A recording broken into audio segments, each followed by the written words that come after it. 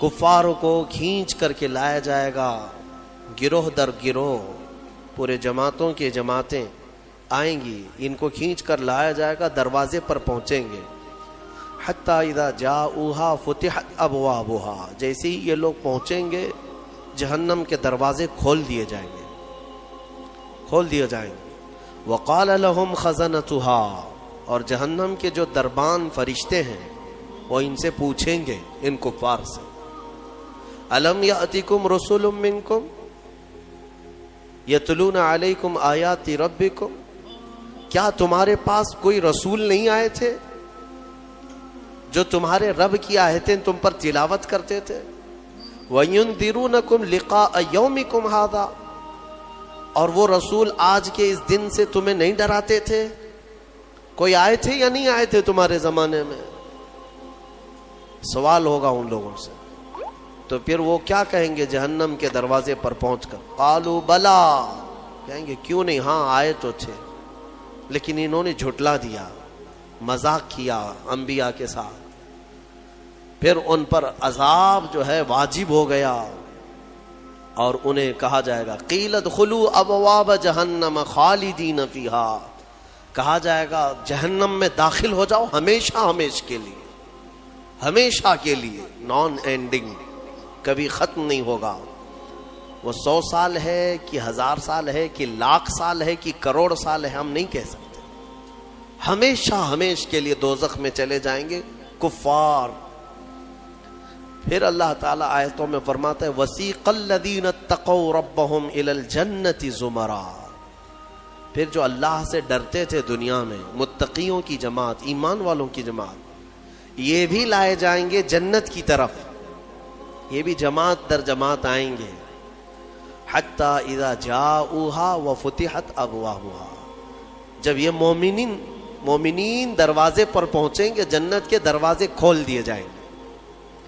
جنت کی خوشبو 500 سال کی مسافت دور سے ہی آ رہی ہوگی، جنت کی خوشبو ابھی 500 سال کی مسافت ہو سکتی ہے، اتنی دور سے جنت کی خوشبو محسوس کر رہا ہوگا مومن، اور جب وہاں پہنچا ہوگا تو پھر خوشبو کا حال کیا ہوگا؟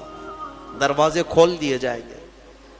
وقال لهم خزنتها، اور ان سے بھی جنت کے دربان پوچھیں گے، کہیں گے، جیسے دوزخیوں کو جو فرشتے ہیں وہ بہت سخت فرشتے ہیں، دوزخ پر جو مامور ہیں بہت سخت فرشتے ہیں۔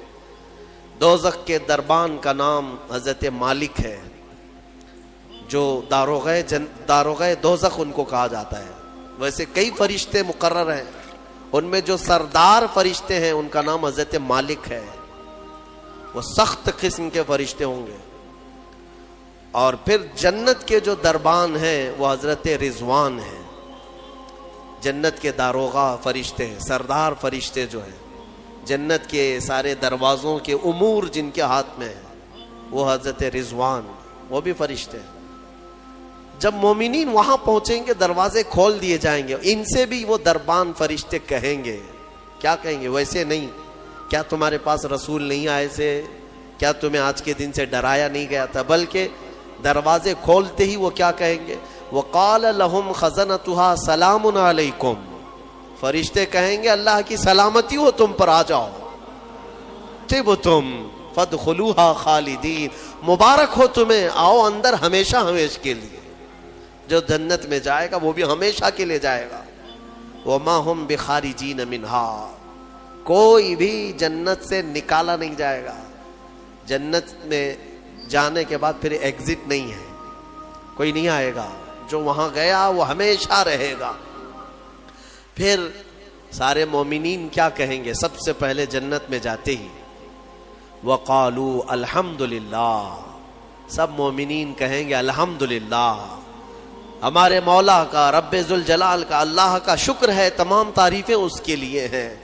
الذی صدقنا وعدہ، جس نے اپنا وعدہ سچ کر دکھایا ہم اس سے دنیا میں ڈرتے تھے، اور اس کی جزا میں آج مولا نے ہمیں جنت عطا کر دی۔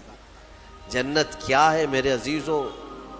آج تک اس کو کسی آنکھ نے دیکھا نہیں، کسی کان نے اس کے مثل کوئی چیز سنی نہیں۔ ہاں، مصطفیٰ کریم صلی اللہ تعالی علیہ وسلم سے جو ہم نے سنا ہے جنت کی نعمتیں کیا ہیں، وہاں پر کس انداز سے محلات تعمیر ہیں. ایک ایک محل جو جنتیوں کو دیا جائے گا اس کی دیواریں ایک سونے کی اینٹ سے ایک چاندی کی اینٹ سے اس طرح تعمیر کی گئی ہیں.